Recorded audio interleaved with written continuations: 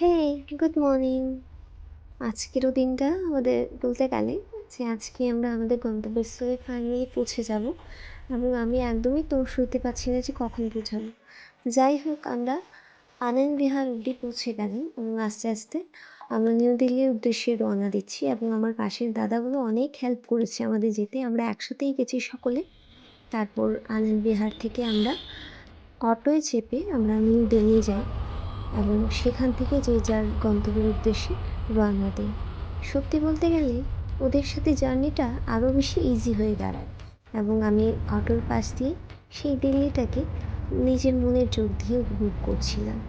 যাই হোক, মা এবং বাবাকে নিয়ে এই প্রথম আমার কোথাও ঘুরতে বেড়াতে যাওয়া, তাই এটা কিছু ভালো খাবার বা মিষ্টি মুখ না হওয়ার পরে কী করে হতে পারে, তা তো হয় না।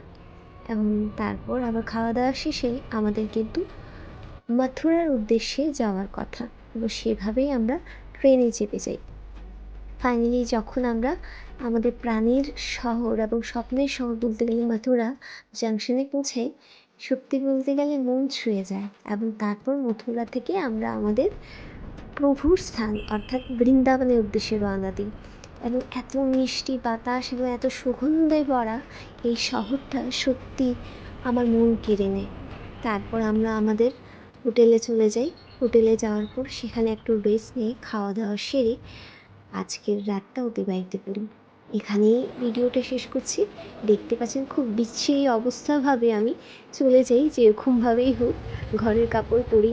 তাই এটাও একটা দারুণ এক্সপিরিয়েন্স, ঘরের কাপড় পরে বাইরে ঘুরতে বেরোতে যাওয়া। সবাই ভালো থাকবেন। Tata, take care, by.